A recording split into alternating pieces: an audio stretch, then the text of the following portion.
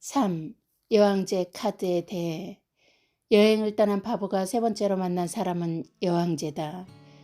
여왕제는 부드럽고 너그러웠으며 매사에 긍정적이고 자신감이 넘쳤다. 그녀는 멋을 알고 예술을 즐기길 좋아했다. 옷차림은 화려하면서 기품이 있었고 황금빛 액세서리는 그녀의 높은 지위를 나타내기에 충분했다. 고풍스러운 식탁 위에는 풍성한 오곡백과가 정갈하게 준비되어 있었고 벽에는 아름다운 그림들이 가득 걸려 있었다. 그녀는 한가할 때면 온갖 나무와 꽃들이 가득한 정원을 거닐었다. 정원 곳곳에 있는 아름다운 분수에서는 시원한 물줄기를 생동감 있게 내뿜었다. 그녀는 지저귀는 새소리에 맞춰 노래를 흥얼거리곤 했는데 그 소리는 늘 아름답고 매혹적이었지만 가끔은 슬픔이 묻어났다. 최고의 것들로 둘러싸여 살면서도 어딘가 모를 허전함이 느껴졌다. 바보가 그녀에게 다가가 물었다. 산다는 건 뭐죠? 그러자 그녀가 활짝 웃으며 대답했다. 끊임없이 날 위해 채워가는 거죠.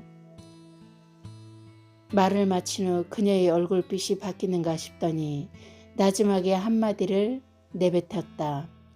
그렇게 새로운 것을 채워가지 않고서는 하루도 배겨낼 수가 없어요. 세상은 너무도 재미없고 무료하니까요.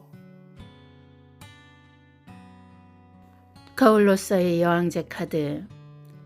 이가 분화, 분별, 구별의 의미를 지닌다면 3은 창의적 완성 혹은 최초의 완성을 의미한다. 1이 과거라면 2는 현재이고 3은 미래이다. 우리는 현재를 살지만 늘 미래를 꿈꾼다. 미래는 우리의 바람대로 현재를 한층 업그레이드한 모습이기에 창의적이라는 의미를 갖는다. 이때의 창의는 일본어의 의미인 창조와 성격이 좀 다르다. 창조가 무에서 유를 만든다면 창의는 유에서 유를 만들어낸다.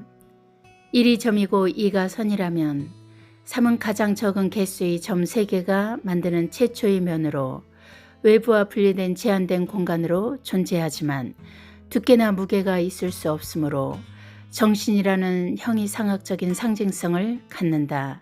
또한 1이 아버지라면 2는 어머니고 3은 아이로서 아이는 하나의 완성된 결과물로 인식되는데 1은 기획, 2는 행위, 3은 그 행위의 결과물로 간주되기 때문이다. 한편 3은 3인칭인 우리라는 공동체나 연대에 대한 인식이며 기초적인 결합을 의미한다. 거울카드 3번은 여왕제다. 1번이 에너지의 발화점이라면 2번은 그 에너지의 분화이고 3번은 그 에너지의 분화 이후 첫 결합이다. 콩나물 시루에 불린 콩을 넣고 매일 물을 주면 이내 껍질 사이로 새순이 얼굴을 내밀기 시작하고 하룻밤 사이에도 쑥쑥 자라는데 1부터 3까지의 진행 과정이 그처럼 당당하고 튼튼하게 성장하는 모습을 연상하게 한다. 혹자는 인생에서 성장통을 겪는 시기가 가장 아름답다고 하는데 이는 하나의 목표를 향해 고통스럽더라도 끊임없이 노력할 때가 가장 아름답다는 의미일 것이다. 무엇이든 다 이루고 나면 처음의 뿌듯함은 곧 사라지고 또 다른 목표가 생길 때까지 마음이 허전해지는 법이니까.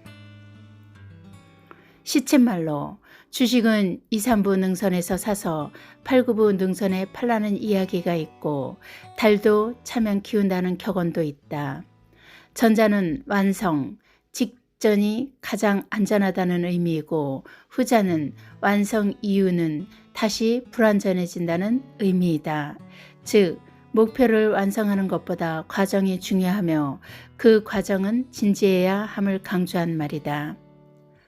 정신과 물질의 관점에서 볼 때 2번 여사제가 정신과 물질이라는 양극단의 중간에 서 있는 모습이라면 3번 여왕제는 물질적으로 많이 다가선 모습이다.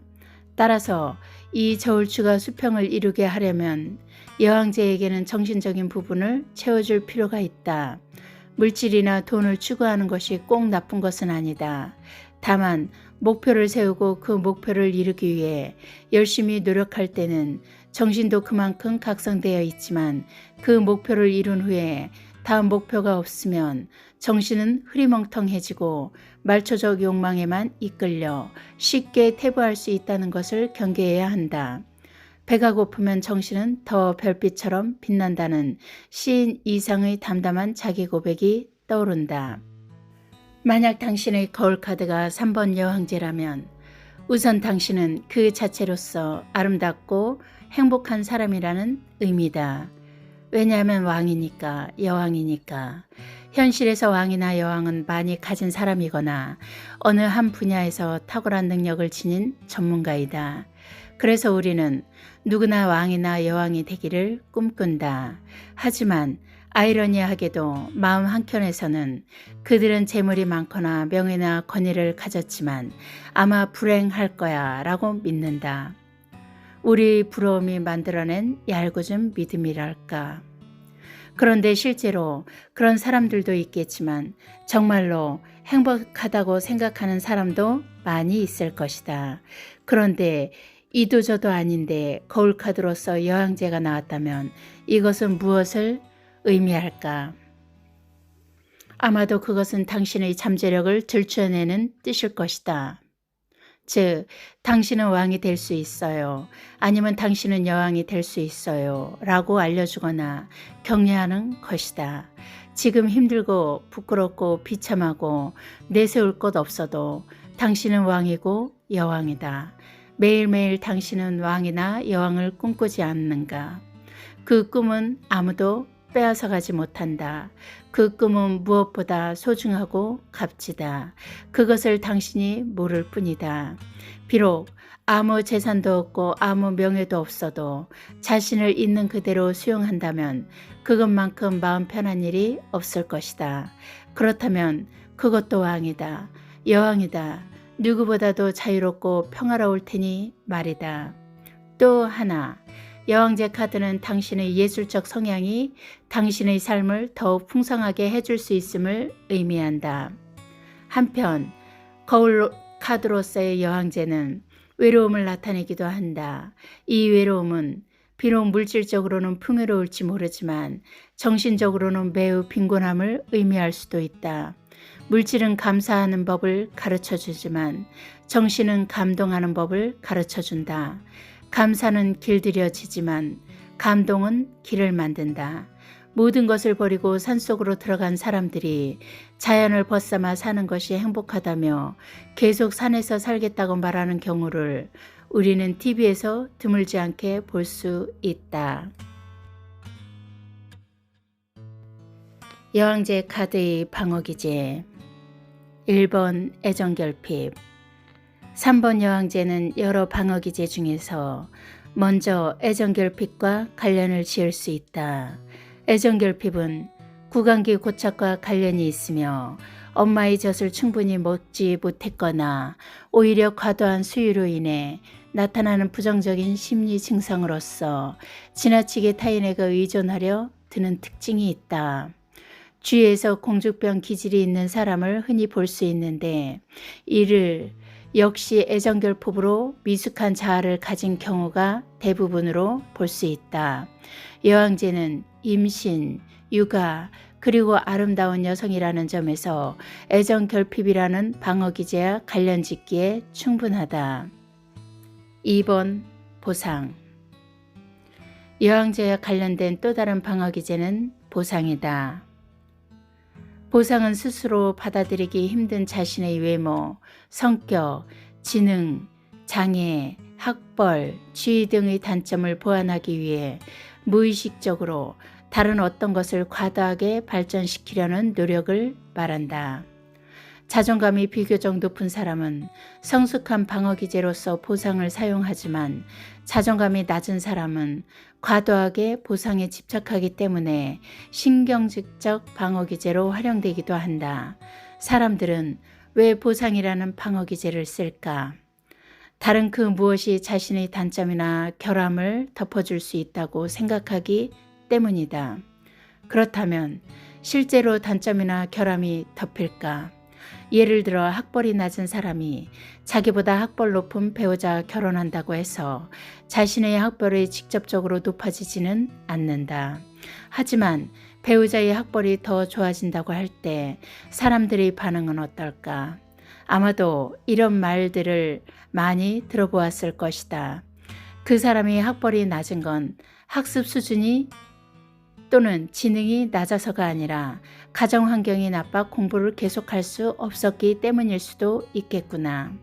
그러니 저렇게 학벌이 높은 사람이 그 사람과 살지, 이렇게 생각하는 사람들이 많기 때문에 간접적이지만 자신의 낮은 학벌에 대한 결함이 해소되는 효과가 생기는 것이다.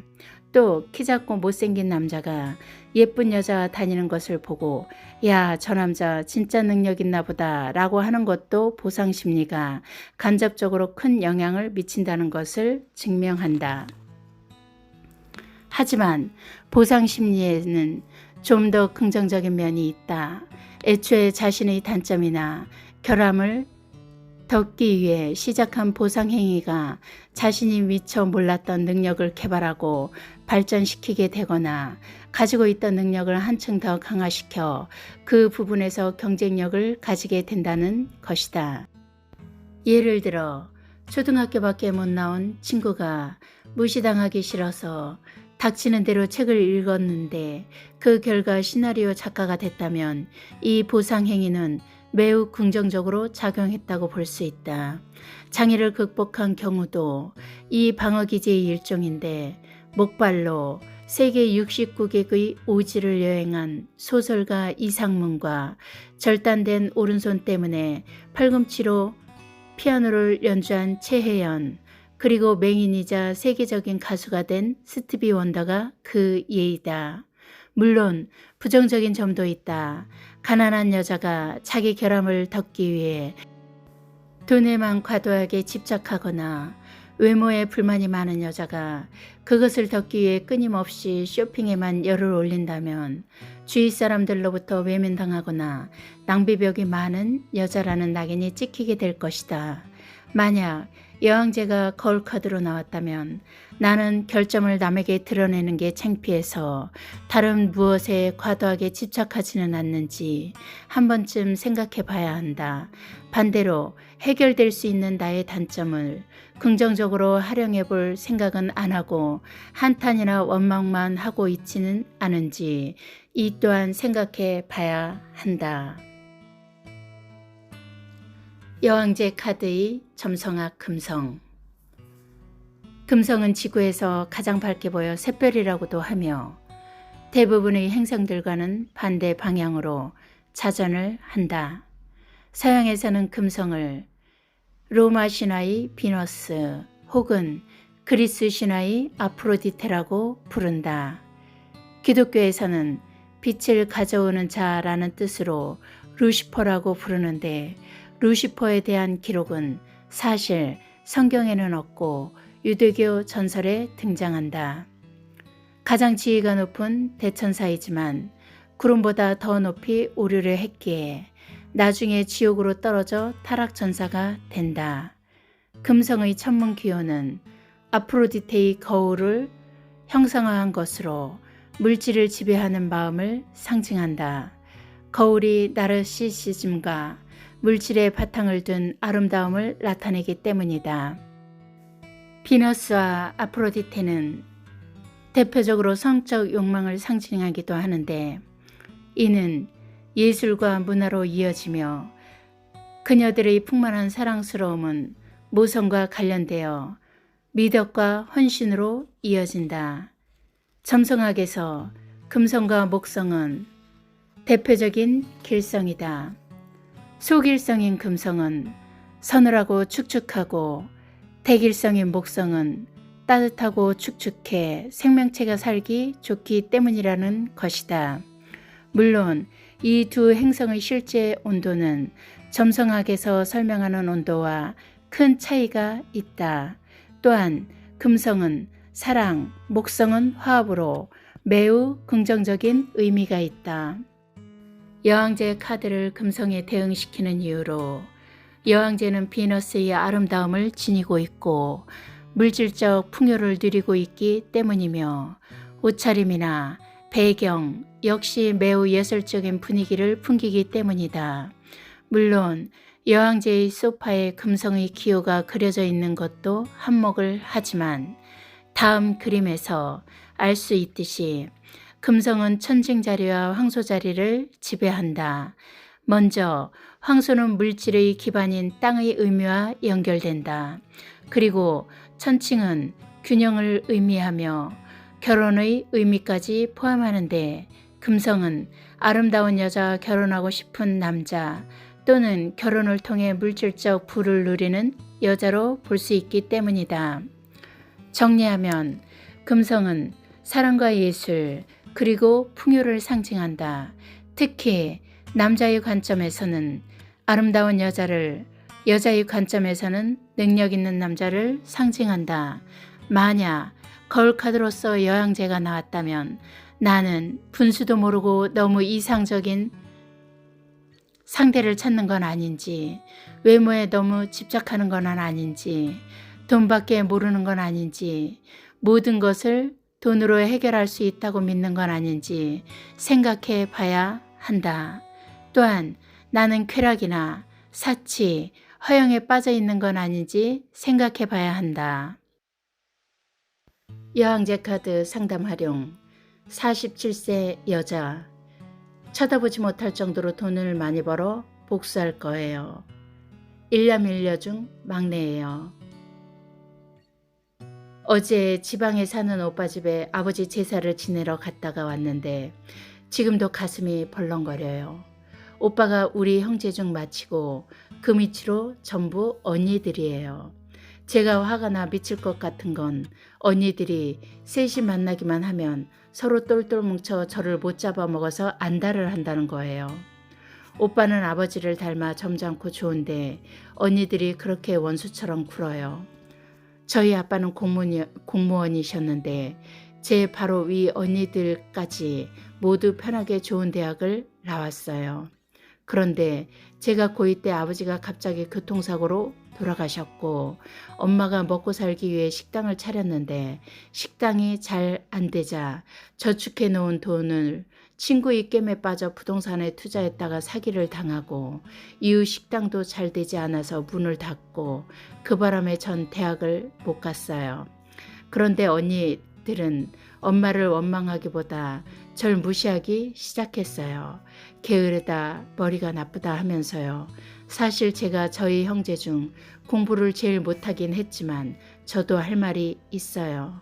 엄마가 식당을 하면서 심심하면 저를 불러서 잡일을 시켰고 또 사기를 당했을 때는 엄마가 저녁마다 술을 먹고 들어와 저랑 다퉜죠. 생각해 보세요. 제가 정서적으로 안정이 안 되는데 무슨 공부가 되겠어요. 그 당시 오빠는 미국에 있었고 언니들은 전부 서울에서 직장을 다니거나 공부를 하고 있었으니 집안 사정이나 제 심정을 제대로 알기나 했겠냐고요. 걸핏하면 제게 무식하다, 머리가 나쁘다, 누구 닮았는지 모르겠다, 빈정대기도 하고 그래서 전 그때부터 죽어라 돈을 벌었어요. 날 무시하지 못하게 한번 보여줄 테다 하고요. 제가 직장생활을 때려치우고 호프집이나 여자를 데리고 하는 술집을 전전하면서 돈을 벌 때도 언니들에게 욕을 많이 먹었어요. 창피하다, 부끄러워서 어디 가서 말을 못하겠다, 아니면 아버지 얼굴에 먹칠을 한다 등등. 전 그런 무시에도 아랑곳하지 않고 열심히 돈을 벌었어요. 그런데 제가 어느 정도 먹고 살만 하니까 언니들이 돈을 빌려달라고 하나둘 접근하는 거 있죠. 전 전부 다 거절했어요. 내가 어떻게 번 돈인데 자기들은 편안히 밥 먹고 대학 다녔잖아요. 내가 술시중이나 든다고 무시할 때는 언제고 이제와 돈을 빌려달라고 하는 거냐고요. 난 그럴 때마다 더 비싼 외제차로 바꿔서 보란듯이 타고 다녔죠. 그랬더니 그 이후에 제사에 가면 나한테 별말 없고 자기네들끼리 수군거리기만 하더라고요. 그러거나 말거나 전 아빠나 오빠 보러 제사에 가는 거니까 신경 껐어요. 그런데 요즘은 걸핏하면 자식 이야기예요. 언니 애들은 변변한 과외 한번 안 시켜줘도 공부들을 잘해요. 말도 잘 듣는 것 같고, 근데 우리 아이들은 그렇지 못해요. 둘 다 아들인데 큰애는 고1인데 학교를 관뒀어요. 작은애도 말썽이 좀 많고요. 사실 제가 공부 못한 게 한이 맺혀서 자식들한테는 안 해준 게 없어요. 고액 학원이다, 원어민 강사다, 홈스쿨링이다. 그런데 그게 제 맘대로 안 되더라고요. 전 돈만 많이 벌면 되지 공부 못하면 어떠냐고 생각하지만 언니들이 자식 이야기만 하면 너무나 화가 나요. 꼭 저 들으라고 더 그러는 것 같기도 하고요. 어제는 큰언니한테 자식 자랑 그만하라고 대들었다가 다른 언니들하고 대판 싸워서 제사도 안 지내고 집으로 와버렸어요. 선생님, 왜들 절 못 잡아먹어서 안달이죠? 저도 남부럽지 않게 산다고요. 남들은 저를 잘 이해해주고 부러워하는데 왜 언니들은 절 인정해주지 않냐고요. 리더이다. 상대를 이기기 위해 채우지 말고 나를 사랑하기 위해 채우세요. 목표를 이루는 것은 고통스럽긴 해도 가슴 뿌듯한 일일 겁니다. 그것만큼 자존감을 높여주는 일도 없을 겁니다. 그런데 목표를 이루었는데도 불구하고 왜 가슴은 허전하고 또 공허할까요? 다음에 몰두할 목표가 없으면 긴장이 풀려버리는 사람은 새로운 목표를 찾아 다시 열정적으로 살면 됩니다. 하지만 당신의 경우처럼 돈이라는 목표를 이루고도 스스로 인정받지 못한다고 느낀다면 문제의 원인을 한번 곰곰이 생각해 볼 필요가 있을 것 같군요. 인정의 1차적인 주체는 자기 자신입니다. 남들이 아무리 인정해 준다고 해도 스스로 인정하지 못한다면 남들의 칭찬은 공치사로 느껴지거나 가슴에 크게 와닿지 않을 것입니다. 당신의 경우에 다른 사람, 특히 형제들의 칭찬은 빈정거림으로 들릴 수도 있을 것 같네요. 외제차를 수시로 바꿀 정도로 경제적으로 성공했는데 언니들이 인정해주지 않으니 화가 난다고 했는데 이는 자존감 부족을 의심해 볼 수 있어요. 자존감은 스스로를 인정할 때입니다. 나의 성취나 업적을 스스로 인정하고 만족하면 그만인데 왜 언니에게 인정받기를 원합니까? 더군다나 당신 말대로 나를 못 잡아먹어서 안달인 언니들한테 말이죠. 결론적으로 말하면 애초부터 당신은 스스로를 만족시키기 위해 이 일을 계획한 것이 아니라 언니들을 공격하기 위한 일을 자초했다고 볼 수밖에 없군요. 역으로 말하면 각고의 노력으로 충분한 공격 무기를 갖추었는데 상대가 겁을 먹지 않아 기분 나쁘다는 말처럼 들립니다. 누구에게든 삶의 목적이나 목표는 유무형의 가치를 추구하는 것일 테지만 그 가치의 첫 번째 목적은 나의 자긍심을 만족시키는 자아 실현이어야 합니다. 하지만 어떤 목적을 설정할 때 지나치게 남을 의식한다면 그 일에 대한 만족도는 나보다 남에 의해 평가될 수밖에 없습니다. 결과적으로 늘 불안한 심리 상태가 계속되며 자존감 강화에도 전혀 도움이 되지 못합니다. 행여 목표 달성을 통해 상대의 변화를 이끌어내려는 동기를 가졌다고 할 때 그것이 성공하면 좋겠지만 혹시 실패라도 한다면 당신의 경우처럼 얼마나 화가 나고 억울하고 원망스러울까요? 특히 당신의 경우처럼 언니들에게 손가락질까지 당하면서 죽을 고생을 했다면 더 그렇겠죠. 그렇기 때문에 삶의 목적이나 목표는 어디까지나 나 자신의 자긍심을 바탕에 둔 자아 실현에 한정되어야 합니다. 사람은 사회적 동물이라서 자신의 성취를 자신뿐만 아니라 남들에게도 인정받길 원합니다. 그렇기 때문에 당신의 억울함이나 상처받은 자존심이 돈이라는 보상을 통해 온전히 해소될지 의문입니다. 특히 인정받길 원한다면서 언니들에게 복수하고 싶어하는 심리는 오히려 언니들의 방어막만 더 두텁게 만들 것으로 보입니다. 따라서 당신의 억울함이나 상처받은 자존심을 회복하기 위해선 일단 스스로를 위한 보상을 목표로 해야 하며, 언니들에게 인정받기 위해선 먼저 언니들을 인정하는 게 우선일 것입니다. 당신은 부족한 학벌을 극복하기 위해 보상심리로 돈을 벌었지만 1차적으로 인정을 받는 데는 실패했습니다. 그리고 지금은 자식의 부족함을 채우기 위해 언니들에 대한 복수심을 더욱 키우고 있습니다. 하지만 그렇게 해서 무엇을 얻을 수 있을까요? 언니들을 증오한다고 당신의 과거가 바뀌지는 않을 것입니다. 먼저 있는 그대로를 수용해야 합니다. 내가 부족하면 부족한 대로, 학벌이 낮으면 낮은 대로, 나를 구박하면 구박하는 대로 내버려둬야 합니다. 당신이 인정받길 원한다면 당신이 먼저 소통의 환경을 만들어야 합니다. 그러기 위해선 이제까지 억울함을 보상받기 위해 번 돈은 공격의 도구나 의지됨의 도구가 아니라 상대를 위한 배려의 도구가 되어야 합니다. 그래야만 그들 역시 방어막을 낮추고 당신을 진지하게 바라볼 것입니다. 그 진지함이 소통의 시작이며 그 소통을 통해 당신의 상처받은 자존심은 회복될 것입니다. 당신의 자존감이 충족될 때 비로소 당신의 돈은 가치를 갖게 될 것이며 당신 역시 멋있는 부자가 될 수 있을 것입니다. 그러니 상대를 이기기 위해 채우지 말고 나를 사랑하기 위해서 채우십시오. 상담에 적용한 여왕제 카드의 조언. 거울로서의 여왕제 카드.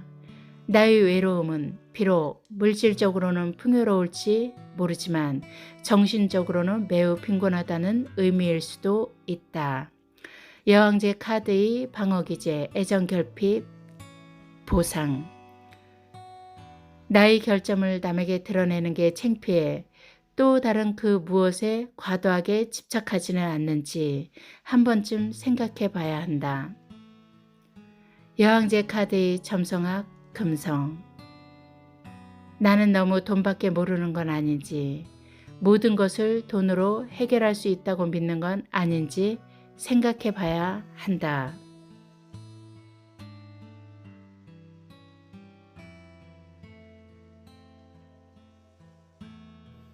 3번 여왕제 카드 마무리. 다음은 4번 황제가 되겠다.